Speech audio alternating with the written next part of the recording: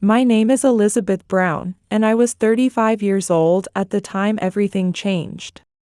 I lived with my husband Keith, whom I'd met at work before we got married. We had a 5-year-old son named Lucas, our pride and joy. After Lucas was born, I made the decision to leave my corporate job and become a freelance systems engineer. That fateful morning, after dropping Lucas off at daycare, I was walking back home, mentally organizing my daily schedule. The moment I turned my key in the lock, I froze. There was Keith, standing with a suitcase in his hand. My heart skipped a beat as I asked him what he was doing. Keith casually mentioned he was going on a business trip, as if it was the most natural thing in the world. Shock coursed through my body as I questioned him about this unexpected trip I'd never heard about.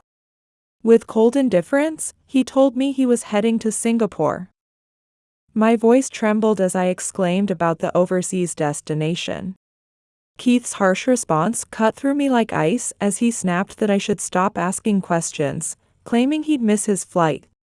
In that moment, my voice dropped to barely a whisper. I warned him that he would regret this, as it would be his last trip. Keith's confused expression didn't mask his growing irritation as he demanded to know what I meant. Standing my ground, I repeated my warning with quiet determination. His anger exploded as he shouted about why I was so upset over a simple business trip. Before storming out, Keith spat out that he was annoyed and might not come back. Though Keith claimed it was a business trip, my heart knew the bitter truth: he was traveling with his mistress. As I stood alone in our suddenly empty house, my mind raced with questions about how we'd reached this point. The catalyst for all this had been Keith's failed promotion earlier that year. I remembered his dejected voice as he'd told me about missing the promotion again. I tried to be understanding, offering sympathetic words. I'd encouraged him, reminding him of his hard work and achievements, suggesting he try again next year. This wasn't Keith's first time being passed over for promotion. At 40 years old, he remained in the same position while watching colleagues and subordinates climb the corporate ladder. He'd always maintained a brave face, claiming he would keep trying. But this year was different. I could feel it in my bones. One evening, Keith suddenly lashed out at me, bitterly commenting on how easy my life must be. When I asked him what he meant, his tone had changed dramatically. He spat out that I had it easy, being able to quit my job and become a freelancer, with no boss or younger colleagues to deal with. I tried to explain that freelance work had its own challenges, but he wouldn't listen. His voice rose to a shout as he accused me of looking down on him and thinking he couldn't handle it. I quickly denied this, telling him that wasn't what I meant at all. The truth was, our professional fields were completely different. Keith was in sales while I worked in technology. My field was naturally suited to freelance work, but his sales position would make independent work much more challenging. Even though starting my freelance career had been filled with unknown challenges, like marketing my services and building a network, I had managed to succeed. Keith should have understood these difficulties, but his sudden change in attitude left me speechless. He coldly dismissed the conversation, telling me he was done talking. When I asked him what was wrong, sensing something wasn't right, he dropped a bombshell. He said he was tired of everything, his words hitting me hard. I pressed him to explain what he meant. His response shattered my heart as he declared he was tired of work, family, everything. Without another word, he disappeared into his room, saying he was going to bed. The next day, he apologized for his behavior. But that night marked the beginning of changes in our relationship. One evening, he casually mentioned he was going out drinking and I shouldn't prepare dinner. When I asked what time he'd be home, he dismissively told me he didn't know and I should go to bed without him. He returned well after midnight, and when his suits and shirts came back from the dry cleaners, they carried the distinct scent of women's perfume. Later, he announced he was going on a 3-day business trip. I expressed my surprise, noting he'd never had overnight business trips before. He coldly responded that his area of responsibility had changed, and he didn't want to hear any complaints from me. After that, Keith's business trips increased from once or twice a month to almost weekly. While business trips weren't unusual in sales, they were rare at Keith's company. Having worked at the same company before, I knew it was highly unusual for one person to have so many business trips. Something was clearly wrong, and I felt growing anxiety about the perfume and Keith's changes in behavior. I decided to confide in my dear friend Jasmine, who worked at the same company as Keith. I invited her for dinner after work, trying to keep my voice steady. As we sat down at the table, I apologized for calling her out so suddenly. Jasmine smiled warmly, asking about Lucas's well-being. I told her he was at my parents' house, probably being spoiled rotten by my younger sister, Amelia. Jasmine took a sip of her drink, nodding knowingly. I could tell she sensed I had something important to discuss. Amelia is 5 years younger than me and was still single, living with our parents. She absolutely adored Lucas, my son, and couldn't help but shower him with attention and affection. Her doting was almost comical at times. Jasmine chuckled, remembering all the times she'd witnessed Amelia's excessive pampering. She asked about my work, wondering if things had settled down. I mentioned that while my work was steady, Keith shouldn't have been too busy either. Then, trying to sound casual, I brought up Keith's increased business trips, mentioning his explanation about the change of his area of responsibility. Jasmine's eyes widened as she told me Keith wasn't on any business trip that day. My heart sank as I revealed that Keith had told me he was traveling for work. She confirmed that he had been in the office as usual that day. In that moment, my suspicions transformed into crushing certainty. While Keith claimed to be on business trips, he was actually spending time with another woman. Seeing my expression darken, Jasmine quickly continued with more information. She explained that the change in his area of responsibility was real, including both overnight and day trips, though she confirmed there were more business trips in his new area of responsibility than before. I couldn't process this information. Jasmine sighed deeply, seeing my concern, and continued her explanation. She revealed that the change in his area of responsibility had been suddenly arranged. My chest tightened with anxiety as I asked her what she meant. She reminded me about Keith's failed promotion. I acknowledged that I knew about it. She then dropped another bombshell, telling me that Keith had demanded the change of his area of responsibility immediately after missing the promotion. I asked her why, dreading the answer. Jasmine explained that while she didn't know all the details, Keith had forcefully pushed for this change. I couldn't hide my shock at this revelation. Keith had suddenly requested a change to a position requiring frequent long-term business trips, despite previously preferring assignments with minimal travel. When I pressed her about the reason, she hesitated for a moment, clearly struggling with what to say next.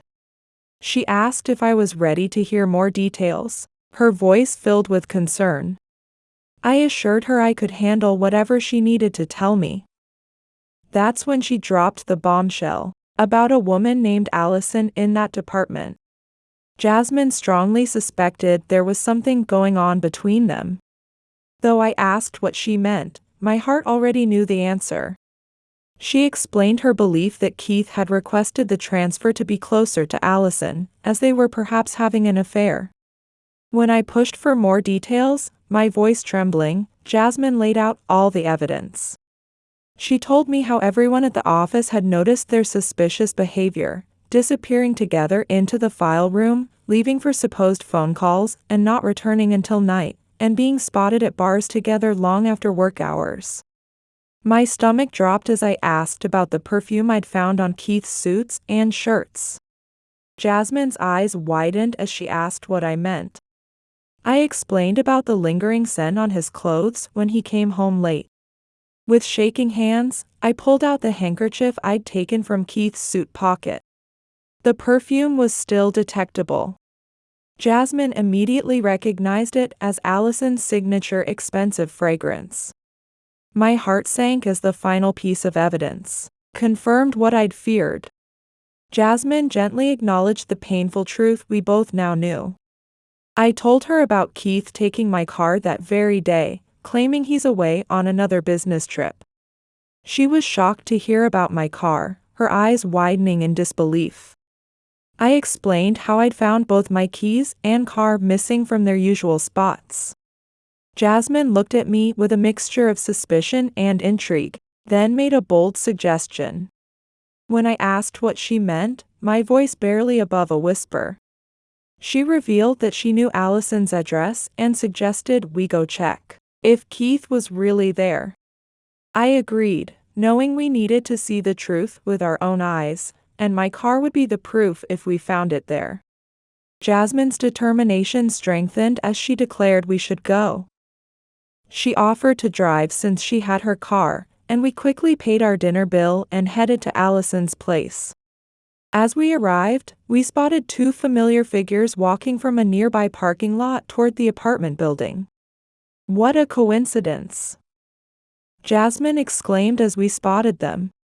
I instinctively ducked down in the car, trying to hide myself from view. Jasmine urged me not to hide, suggesting that she would take photos while I recorded video. I agreed, though my hands were shaking as I held my phone. I couldn't tell if I was trembling from sadness or adrenaline rushing through my body. After they entered the apartment, Jasmine grabbed my hand tightly, assuring me that she would be there for me. I thanked her sincerely for her support, feeling grateful for such a loyal friend. She suddenly asked if I was free next Wednesday and Thursday. When I inquired about the reason, she revealed that Keith and Allison were planning to spend time together in Miami, under the guise of a business trip, suggesting we should follow them. I knew there was no turning back now, we had to uncover the whole truth. I explained how even Lucas had noticed something was wrong, trying to comfort me with hugs and even scolding Keith to treat me better. Jasmine commented on how bad the situation had become. I asked her if she would stay on my side, feeling vulnerable and uncertain. She assured me that not only she, but all our former colleagues would support me. I was surprised by this revelation. Jasmine explained with a gentle smile that everyone still cared about me even after I'd left the company, and having allies there would help with what we were planning to do. Her smile sparked a new determination within me. I declared that I would give it my all and make him pay for what he'd done. Jasmine remarked that it had been a while since she'd seen me so angry.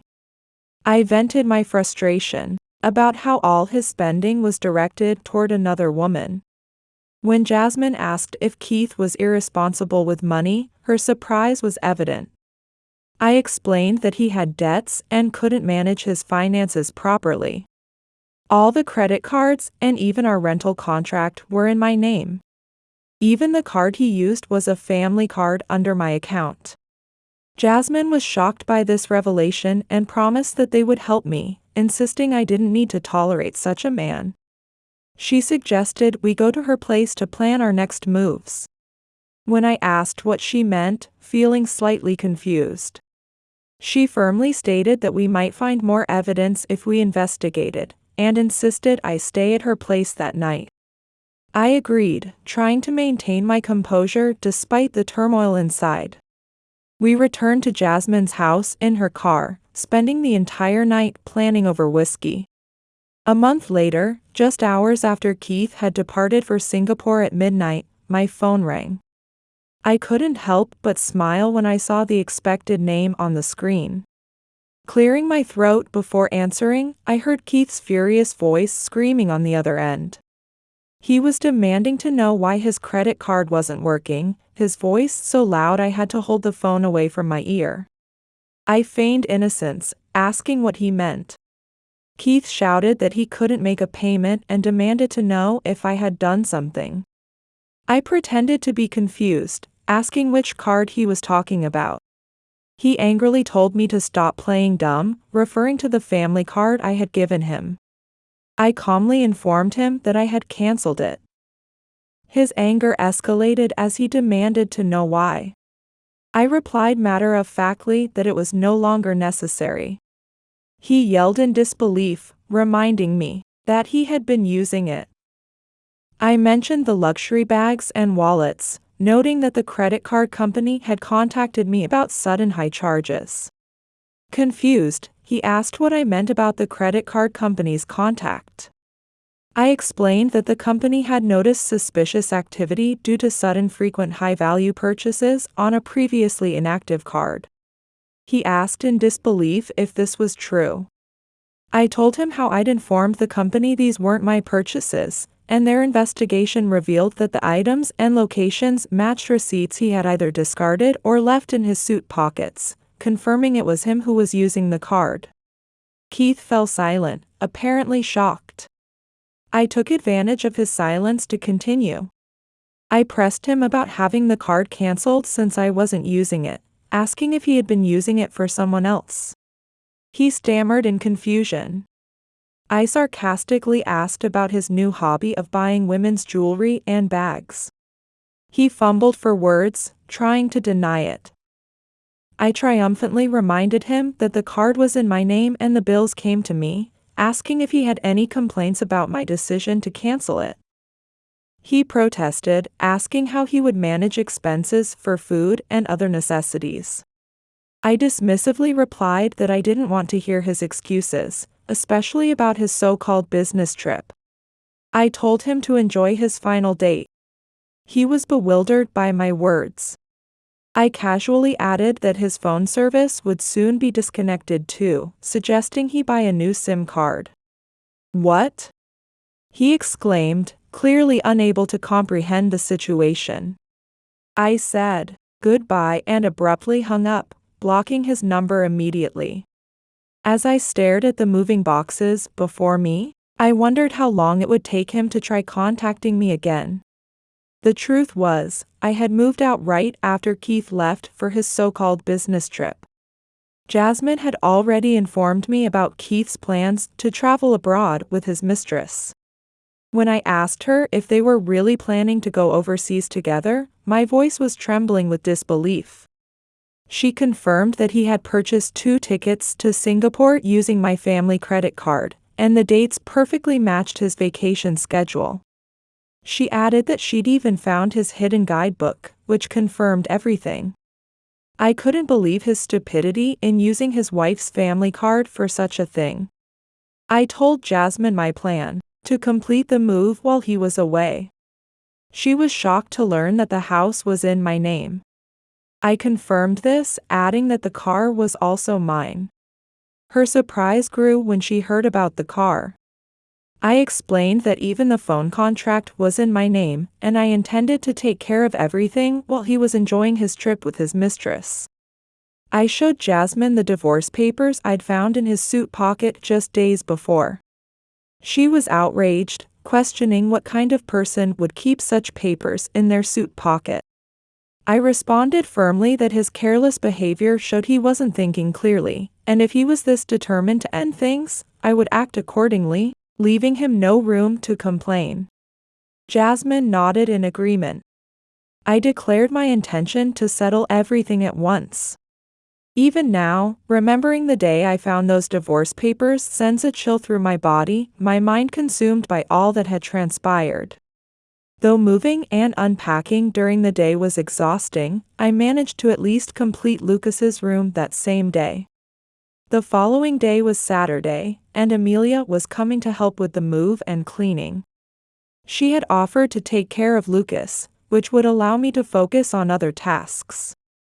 With these thoughts, I drifted off to sleep, and when I woke the next morning, I was ready to begin a new day.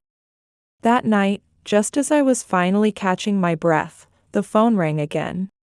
Though an unknown number appeared on the screen, I answered without hesitation.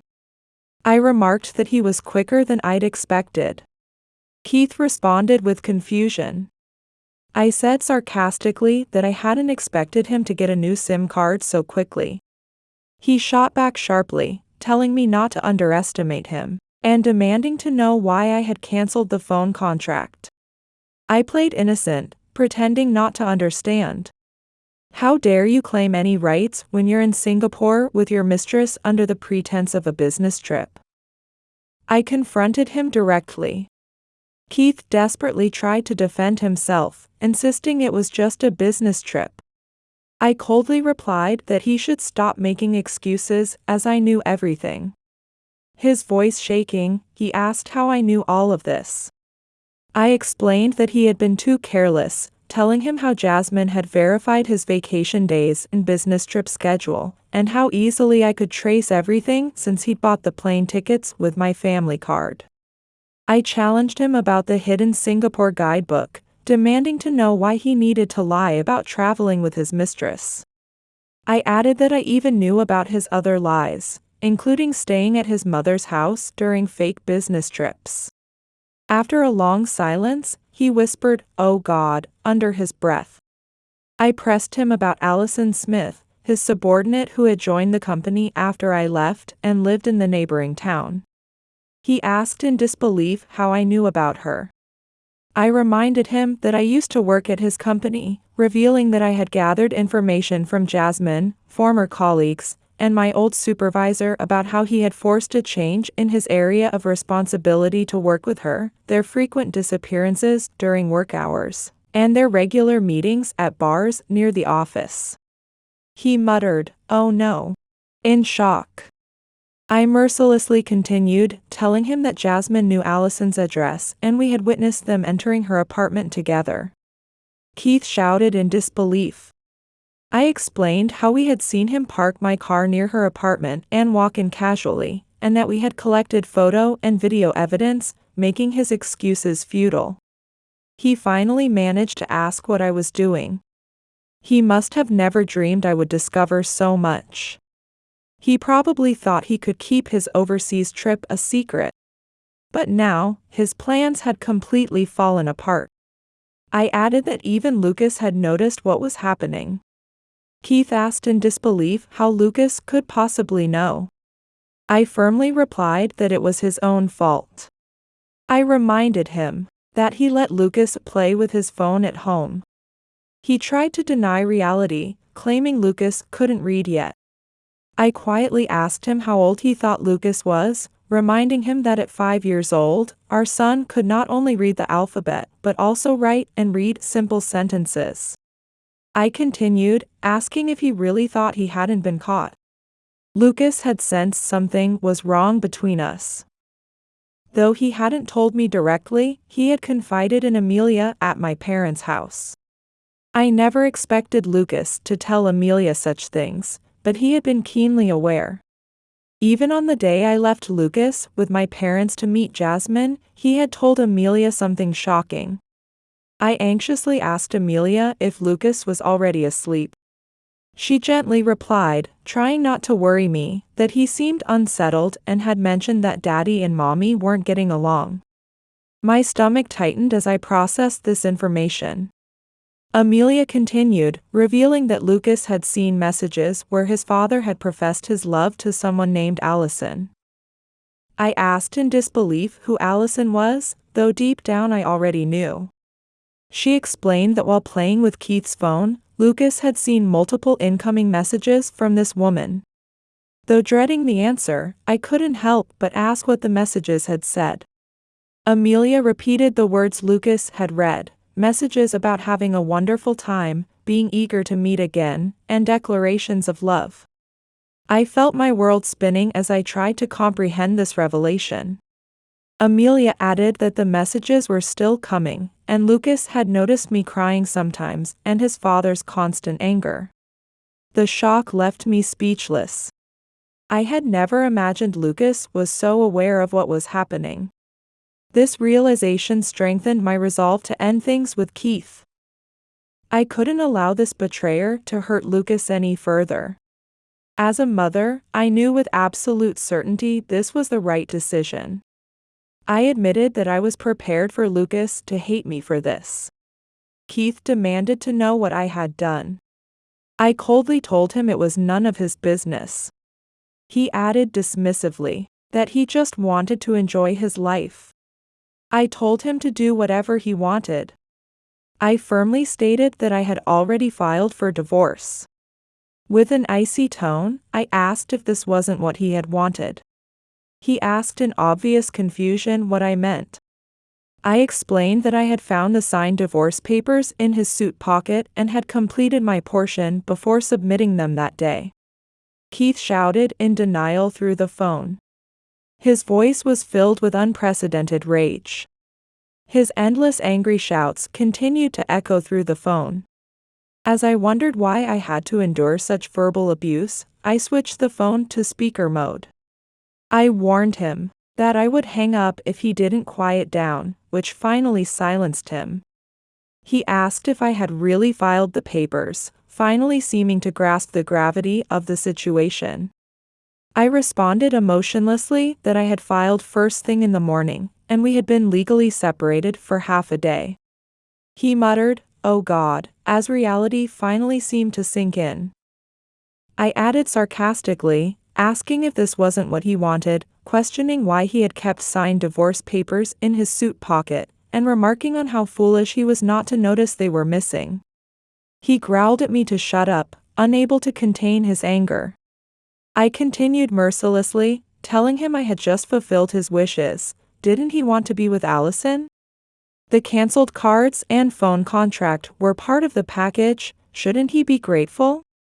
His voice rose with anger as he demanded to know what I was talking about. He shouted, asking who I thought I was. I calmly replied that I was someone who could no longer tolerate his foolishness. He insisted that neither my parents nor his would approve of this. I responded that while I knew his family was strict about discipline, my family loved me, and would surely tell me to come home once they knew their daughter had been betrayed and was suffering. His voice filled with despair as he asked if I was serious. I informed him that I had already told his parents. He asked in disbelief if this was true. I explained that I had contacted them yesterday, because I needed to send his belongings, and they had understood. Confused, he asked what belongings I was talking about. I told him I had sent all his possessions from the house to his parents. He couldn't hide his shock as he asked why I had done this. I answered firmly that I had moved out. I continued, explaining that we were divorced now, so we couldn't live together anymore. He protested, saying I should have just left his things at the house. I coldly informed him that the rental was in my name and I had no intention of letting him live there, especially since he hadn't paid a penny in rent. I told him he had no right to complain and that when he returned, he wouldn't be able to enter the house and should go to his parents' home. Keith mumbled something, but I couldn't make it out. I warned him again that I was going to hang up.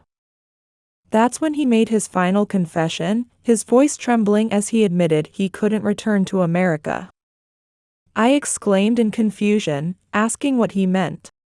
His voice was weak as he confessed he had no return ticket and couldn't come back. I said with understanding, "So you only bought a one-way ticket?"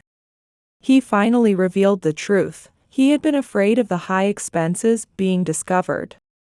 I started to say, "If you were that scared," but stopped, realizing there was no point in continuing. I coldly told him he shouldn't have bought either the tickets or luxury items in the first place. He shamefully admitted that he didn't even have money for a return ticket now. I dismissively remarked that his spending habits hadn't changed at all, suggesting he should ask his lover for help. I asked why he didn't get help from her, knowing full well this question would hurt him. Keith fell silent. After a long pause, he whispered that she was gone. When I asked why, though I could already guess the answer, he explained that she had bought her own ticket and returned to America without him. I burst into uncontrollable laughter. I laughed so hard I could barely speak. To think that Keith had been abandoned by his mistress. Whatever had happened between them, this ending seemed fitting. I asked, barely containing my laughter, if Allison had really left him. He admitted it, completely defeated. I cruelly suggested that she had abandoned him, probably telling him that a man without money was worthless. I continued, saying that was probably exactly what happened. I added sarcastically that she was the type who liked men who could buy her luxury items and trips, and once the money ran out, so did the relationship. At her age, it was natural she'd look for another man who could support her lifestyle. I mused that my final words to him had become prophetic. When he asked in confusion what I meant, I calmly reminded him that I had warned him he would regret this, and he had replied he might never come back. I coldly told him that now he had no money, no ticket, no family, and no lover, perhaps he should just stay there. He desperately begged me to help him return. I questioned whether there was any point in returning, suggesting he might lose his job too. He anxiously asked what I meant. I calmly informed him that I had submitted evidence to the company. He asked in disbelief what evidence I was talking about. I told him it was evidence of his relationship with Allison. I explained that a fake business trip for an affair wouldn't be tolerated, and I had gathered evidence from every place he claimed to have visited. He shouted that it couldn't be true, clearly shaken. I matter-of-factly told him there were plenty of photos and videos as evidence. He snapped, asking if I had lost my mind.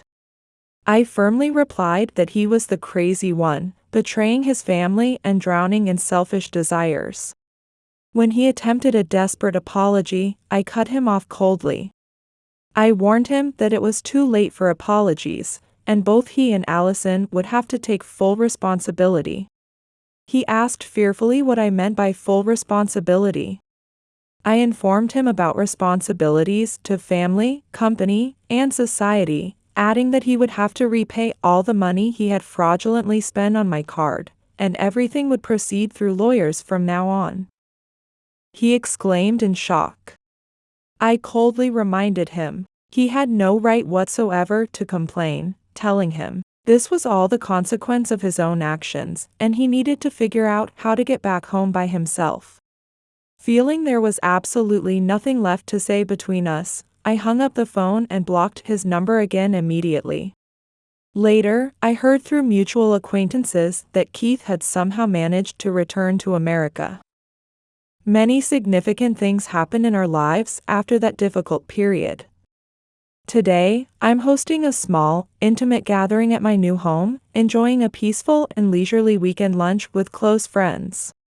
Jasmine told me, with an utterly exasperated expression on her face, how Keith had suddenly burst into the office, shouting loudly that it wasn't his fault at all, but entirely Allison's. I commented with a knowing smile that he was probably just angry and frustrated because his parents had deliberately taken their time sending money for his return ticket. Jasmine thoughtfully reflected that Keith's parents had always known deep down how completely untrustworthy he was, and only my constant support had made him appear somewhat reliable to others. She added with certainty that everything now happening to him was simply the inevitable consequence of his own selfish actions.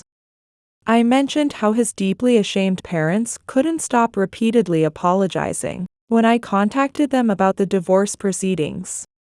I added somewhat sarcastically that 3 weeks should be more than enough time for any grown adult to learn basic survival skills. By the time Keith finally made his way back to America, absolutely everything in our lives had completely changed. The substantial evidence Jasmine and I carefully gathered and submitted to the company was more than enough for them to take serious disciplinary action. Allison, who had conveniently returned earlier, apparently had an emotional and tearful meeting with her supervisor after receiving the company's strongly worded email. Jasmine remarked coldly and without sympathy that if she was going to cry about the consequences now, she really shouldn't have done anything so foolish in the first place. When Jasmine asked softly about the status of alimony and child support payments, I replied with visible relief that thanks to my excellent and diligent lawyer, there was absolutely no way they could escape their legal obligations, and everything was proceeding very smoothly. Jasmine exclaimed with genuine joy how wonderful and reassuring that news was. I expressed my deepest and most heartfelt gratitude to her for everything she had done. When she gently asked how Keith was doing, saying it was just what caring friends naturally do, I told her he was living quietly with his parents after quitting his job in shame, adding that his parents were such incredibly wonderful and supportive people that it was truly hard to believe they had raised such a selfish and irresponsible son.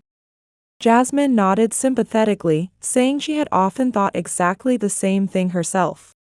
I continued hopefully, saying his honorable parents had firmly promised to ensure Lucas and I would receive all proper child support and necessary assistance without fail, which was an enormous relief to me. I added with deep emotion how incredibly grateful I was for all the invaluable help and support from both Jasmine and my dedicated lawyer. I continued warmly, expressing how Lucas, Amelia, and my loving parents had been such tremendous support through everything, and how we all needed to keep supporting and cherishing each other going forward. I murmured thoughtfully and earnestly about wanting to show my heartfelt gratitude somehow, wondering aloud what meaningful gesture I could possibly make. Jasmine, with a bright and playful smile, enthusiastically suggested taking a well-deserved vacation. I repeated the word vacation in genuine surprise, not quite believing what I was hearing. She explained with sincere conviction that I desperately needed a refreshing change of scenery, and my supportive family certainly needed and deserved a peaceful rest too. I slowly nodded, acknowledging thoughtfully that she definitely had a very good point. I continued with growing excitement, noting that I actually had some extra money now and using it to bring joy to my family would surely be the very best way to spend it. She passionately and convincingly suggested I should definitely take a memorable family trip, whether it be somewhere wonderful domestically or internationally. I asked with a mixture of surprise and amusement if she was really being serious about this suggestion.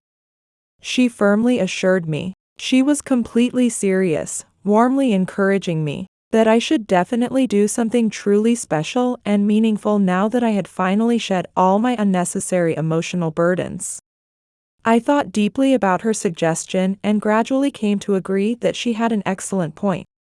But I suggested I wanted to do something to show my gratitude to her too.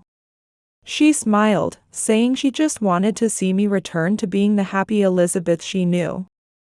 I was moved to tears by everyone's kindness. She toasted my glass lightly, declaring it was natural as I was loved by everyone and could live well without a man. I smiled in agreement. I declared that the love I'd received from everyone was my treasure, and I would spend my life returning it. As I slowly tilted my glass, I imagined future happy memories and pictured the faces of those who had supported me. I silently wished for everyone's health and self-care. I reflected deeply on how this experience, though it had progressed like a roller coaster, had taught me so much about life, relationships, and most importantly, myself.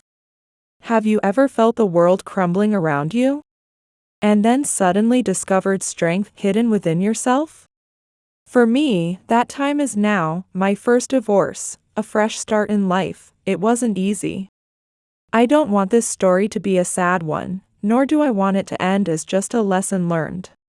What mattered was how I faced this situation and climbed out of life's lowest point. This is one of the most valuable lessons I've learned. We are stronger than we think, and we have the power to move forward even when everything seems lost. Many of you might have had similar experiences.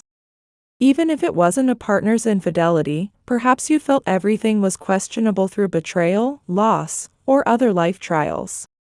I understand that feeling. Sometimes life catches us off guard, leaving us frozen in our tracks. We often take the truly important people for granted while focusing on those who deserve less of our attention. Haven't you experienced this too? I was truly blessed to have the support of my son, family, dear friends, and former colleagues. By sharing our stories and experiences, listening and being heard, I realized I wasn't alone. I want you all to know this truth. You are never alone. No matter what difficulties you face, there will always be someone who understands and empathizes. That's why it's crucial for us to support each other, raise our voices, and share our stories. Through this process, I learned to forgive myself. At first, I blamed myself for missing the signs of my husband's infidelity and trusting him too much. But it wasn't my fault. Forgiving myself was a major step toward healing. We humans are all capable of making mistakes. What matters is learning from them and moving forward. Looking back, I realized how much I had grown. This experience was incredibly painful. Yet it helped me discover my unknown strength and recognize my own worth. I came to understand that I had the right to be happy in this life. I learned that I didn't need to waste my precious time on people who didn't truly value me. Do you truly value yourself deep in your heart? After all, who will cherish and protect you if you don't cherish yourself first? Through this difficult experience, I discovered a new purpose in my life, helping other women in similar painful situations. I want to tell them with all my heart that there is always light at the end of the dark tunnel. Every obstacle in life can be overcome, and even when things seem impossible, the pain will eventually fade away. Even the deepest emotional wounds will heal with the passage of time. Sometimes these moments of personal crisis become powerful catalysts for discovering who we truly are and what brings real happiness to our lives. It's not all bad news and sadness, despite how dark and hopeless things may feel at first. I'm deeply grateful from the bottom of my heart that you've listened to my story this far. You've all become an important part of my personal journey of healing and growth. Though I still have a long and challenging road ahead, I'm ready to walk it with renewed courage and firm determination. I'm looking forward with hope and excitement to discovering what wonderful things the future holds. I sincerely hope my story has encouraged you and given you something meaningful to think about in your own life.